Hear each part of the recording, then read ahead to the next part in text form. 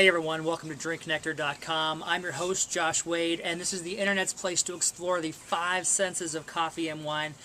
It's the day after WAWine, and I wanted to just touch base with you guys and just give you a recap. Phenomenal, successful event. So many people to thank. Actually, it took like a small army, it felt like, to make an event like this happen. I was going through my list of people, and it's like upwards around 25 different people who really engaged and supported. I want to give a huge special thanks to Sean Sullivan at WashingtonWineReport.com.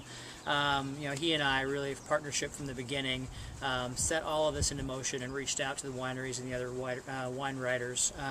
But I need to give some special thanks as well to Corey at Wine Peeps, Katie with Wild Walla Walla Wine Woman, Shona 425, so Shona Milne, John at Yakima Valley, Clive and Josh at the Oregon Wine Blog, Margot at Right for Wine, Wine Beer Washington, Seattle Wine Gal, and just a host of others who participated in helping to spread the word within the state, organizing different things.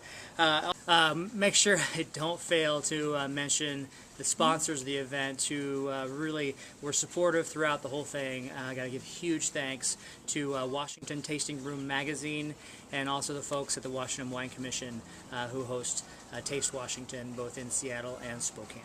I also want to give a big thanks to Palette Press and Corked.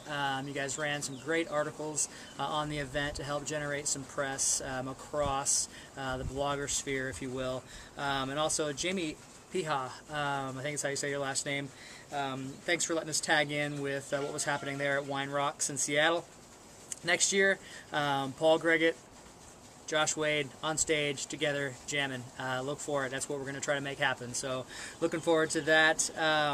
And I also want to thank Wine Library, Len Devours, Wine Tonight, Atlanta Wine Guy, and then our hosts in Spokane, Overbluff Cellars, Barrister Winery, and then the people at Taste Cafe. Really had a phenomenal time.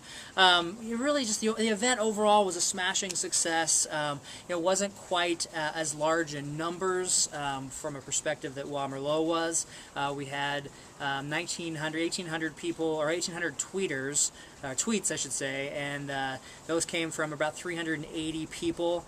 The coolest part about this was we were able to rally between 115 and 125 different businesses, wineries, wine bars, restaurants, wine shops, all together to really rally around Washington wine.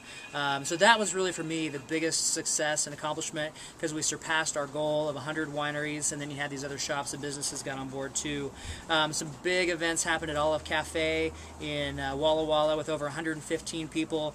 Got to see some AVAs and some associations really rally on this. You had Lake Chelan AVA, Cascade Valley Wine Association.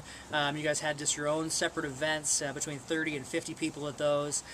So just the education and the experience and the opportunity that people are having really is starting to excite me. But for me, next time we do an event like this, we really need to think about, how can we learn, or how can we leverage the event to get consumers in the wineries.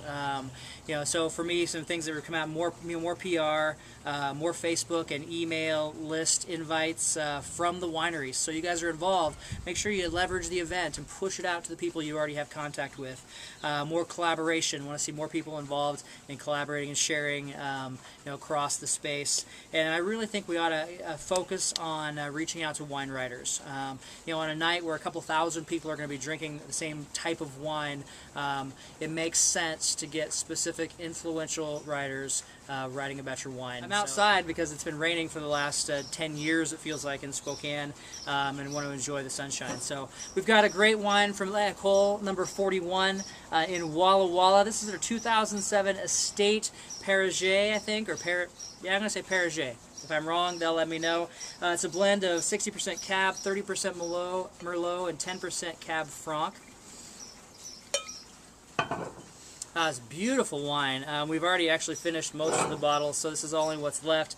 It's dark and red, like a reddish purple color.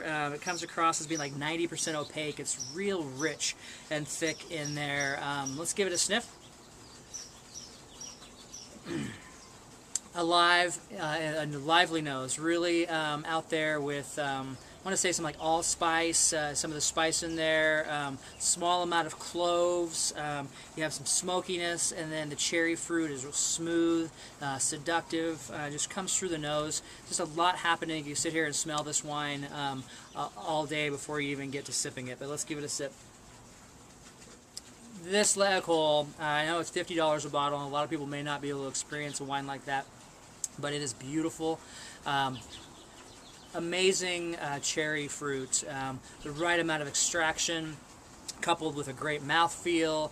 The finish is elegant, smooth, just enough to strengthen the tannin structure in the back end without coming across as being chalky or chewy.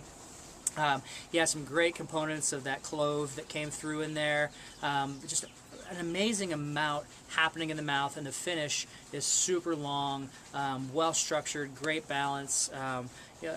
Top-notch quality wine. So I want to thank L'Ecole for sending this bottle to me. It was the pleasure was all mine in being able to enjoy it.